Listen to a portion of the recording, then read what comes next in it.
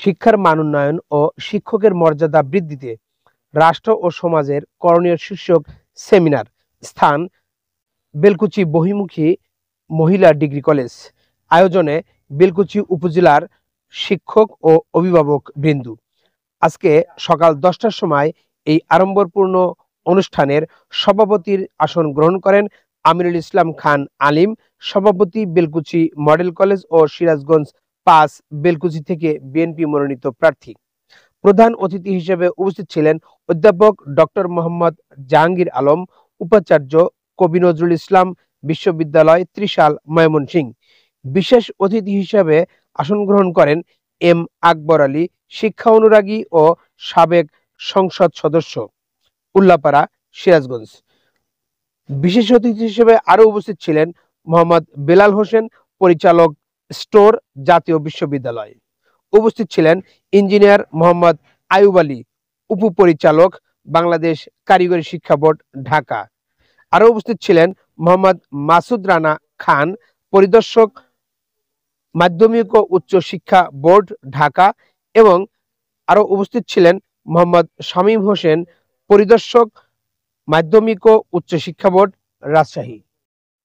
আমিরুল ইসলাম আলিম বলেন, আগামীতে বিএনপি সরকার গঠন করতে পারলে শিক্ষাক্ষেত্রে হবে সর্বোচ্চ বাজেট এবং শিক্ষার উন্নয়ন ও শিক্ষকদের উন্নয়নের জন্য এই সরকার অনেক কাজ করবে। শিক্ষার সাথে প্রযুক্তি, শিক্ষা, ব্যবসা, বাণিজ্য, জ্ঞান, বিজ্ঞান, প্রতিটি বিষয় শিক্ষার সাথে জড়িত। শিক্ষা হচ্ছে এই সকল কিছুকে সফলতার ধার মানতে পৌঁছে দিতে। শিক্ষা ছাড়া কোন জাতি অগ্রসর হতে পারে না, কারণ শিক্ষাই আমাদের অন্যতম প্রধান বিনিয়োগের ক্ষেত্র হওয়া উচিত। শিক্ষা ক্ষেত্রে যদি আমরা সর্বোচ্চ বিনিয়োগ করতে পারি, শিক্ষাকে যদি আমরা সর্বোচ্চ গুরুত্ব দিতে পারি, তাহলে শুধু আমাদের জাতি সমৃদ্ধ হবে। ভালো শিক্ষক না থাকলে ভালো ডাক্তার হবে না, ভালো ইঞ্জিনিয়ার হবে না, ভালো শিক্ষক হবে না, ভালো ব্যবসায়ী হবে না, ভালো রাজনীতিবিদ হবে না। শিক্ষাই হচ্ছে একমাত্র মাধ্যম এবং বাহক যা জাতিকে একটি সর্বোচ্চ পর্যায়ে এগিয়ে যেতে পারে। এই কারণে আমাদের শিক্ষা ক্ষেত্রে বিনিয়োগ করতে হবে।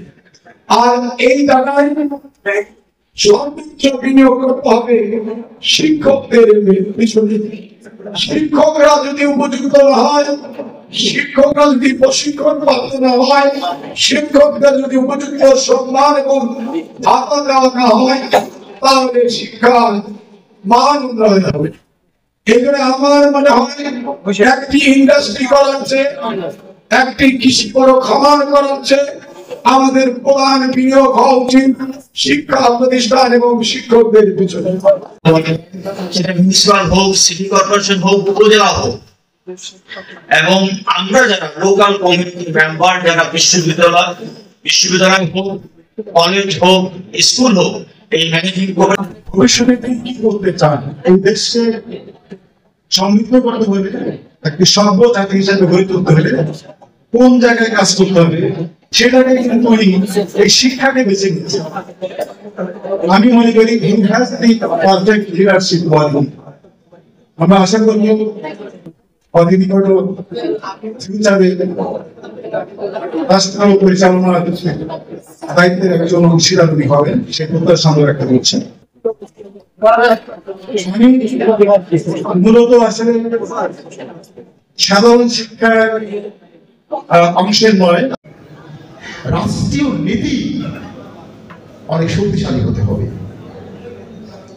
আমরা খুব ভালো করে জানি, একটু আগে বললেন আমার একজন শিক্ষক দুঃখ করে বললেন, একজন মন্ত্রী বলেছিলেন ঘটনাচক্র শিক্ষক। ঘটনাচক্র শিক্ষক না, আমি বলবো যে শিক্ষক হয়েছেন he is the luckiest one. এই পৃথিবীর সকল মহামানবী শিক্ষক ছিলেন। প্রফেট মুহাম্মদ সাল্লাল্লাহু আলাইহি ওয়াসাল্লাম himself said, I have been said as a teacher. আমি শিক্ষক হিসেবে প্রেরিত হয়েছি। Of course, Jesus Christ was a great teacher. Certainly, Sri Krishna was a great teacher. Gautam Buddha was great teacher. তো আমাদের শিক্ষকদের ছোট করে দেখার কোনো সুযোগ নাই।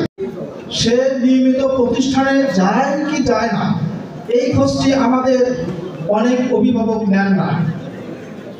তারপরে আমাদের শিক্ষকদের বেশ কিছু দায়িত্ব রয়েছে।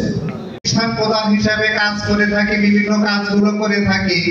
অনেক সময় বিগত দিনে দেখেছি অনেক নেতারা আমাদের কাছে বিভিন্ন কাজের জন্য আসে অথবা অনুরোধ করে। সেই পরিচয় ব্যানারে উনি দেননি। আমি মনে করি এই বদান্যতায় তার গ্রহণযোগ্যতা আরো বৃদ্ধি পেয়েছে। আমরা সকল শিক্ষকের পক্ষ থেকে এটা